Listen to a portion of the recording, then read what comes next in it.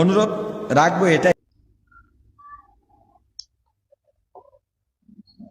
একটা পরামর্শ থাকবে তার প্রতি আমার, যেহেতু মিডিয়ায় যাওয়ার একটা সম্ভাবনা আছে বয়ান, ওই হিসেবে যেহেতু তার সঙ্গে আমার যোগাযোগের ওই রকম কোনো মাধ্যম নেই, তার বক্তব্যগুলো মিডিয়ার মাধ্যমে আমরা জেনেছি, ওই হিসেবে আমি বলতেছি তার প্রতি আমার পরামর্শ থাকবে, আপনি মানুষের ভালোবাসা কুড়াবার মতো সামর্থ্য রাখেন। এলেমের হিসাব আলাদা, মাসালা যেগুলো বলেছেন তাতে বোঝা গেছে হয়তো যেভাবে এলেম অর্জন করা দরকার ছিল ওটা পারেন নাই, বাকি আপনার মেধা আছে এবং আপনি ভদ্র মানুষ যতটুকু আপনাকে দেখা গেছে। জামাতের খপ্পরে পড়বেন না, মৌদুদি বাদের খপ্পরে পড়বেন না, ধ্বংস হয়ে যাবেন। এই জামাত সাইদি সাহেবকে ধ্বংস করেছে, না হয় সাইদি সাহেবের মতো মানুষ আজকে নির্দোষ হওয়ার পরেও জেলে থাকে না। কথা বলেন। শায়েখে চরমনাই বলেছিলেন জামাতের খপ্পরে যারা পড়ে তারা ধ্বংস হয়। আজকে বিএনপির অবনতি জামাতের কারণে। রাগ করছেন কারা কারা? আতুরা কেউ করে নাই। আর আমার প্রিয় মিজানুর রহমান আজহারি সাহেব, আমি আপনাকে কয়েকটা কথা বলি। বিফদলিল্লাহি আলাইকা আন তুতালিআ উসুল আল ইফতা ওয়া উসুল আল ফিকহ, খাসাতান আলাইকা আন তাকরা উসুল আল ইফতা আল্লাযী আল্লাফাহু الشيخ مفتي تقي عثماني حفظه الله، وعليك أن تقرأ عقود رسم المفتي، وعليك أن تقرأ आप कैसे फतवा दे الذي ألفه شيخ الحديث سعيد أحمد بالنبوري حفظه الله.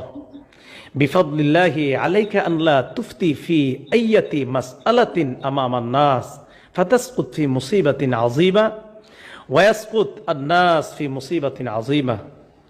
بفضل الله عليك أن تقرأ وتطالع أولا ثم تفتي أمام الناس. وقلت لك هذه الأقوال باللغة العربية لكي لا يفهم الناس. بفضل الله عليك أن تفعل هذا، وعليك أن لا تفعل ذاك كما فعلت قبل أسبوع.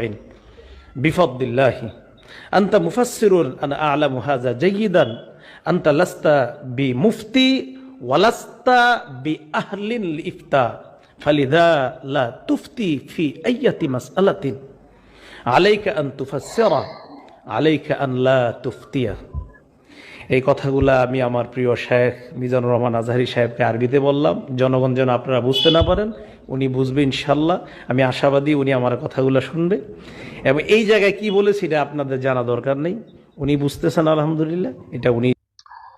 আসসালামু আলাইকুম রহমতুল্লাহি ওয়া বারাকাতুহু।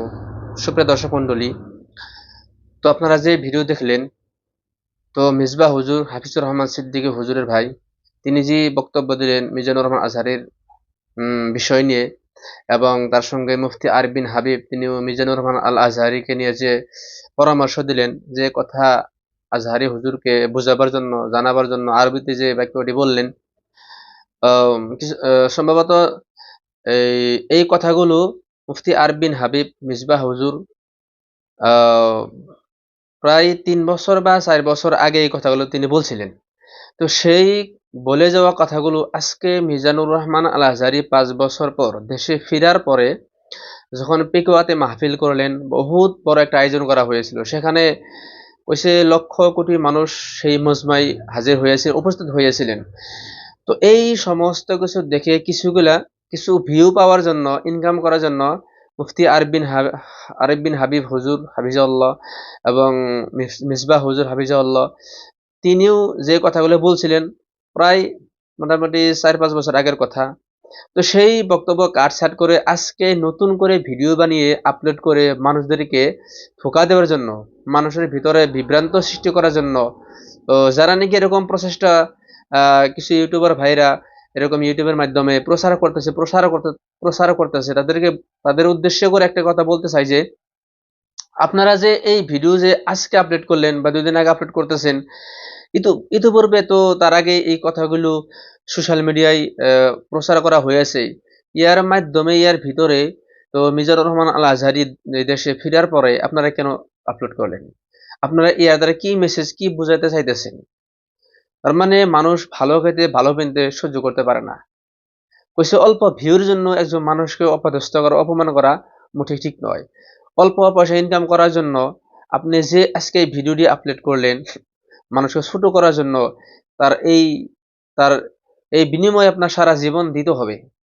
আশা করছি আপনারা এরকম ধরনের সকল ভিডিও দেখে আপনারা ভুল বুঝবেন না, এবং মুফতি আরব বিন হাবিব যে কথাগুলো বলছিলেন, তো এটা বহুত দিনের আগের কথা। তো কিছুগুলো ইউটিউব ভাইয়েরা এরকম ভিডিও কাটছাঁট করে তার নামে যে চালিয়ে দিতেছেন, আপনারা এরকম ধোঁকার থেকে সকলে হেফাজত হওয়ার জন্য চেষ্টা করবেন। ওমা তৌফিক ইল্লা বিল্লাহ।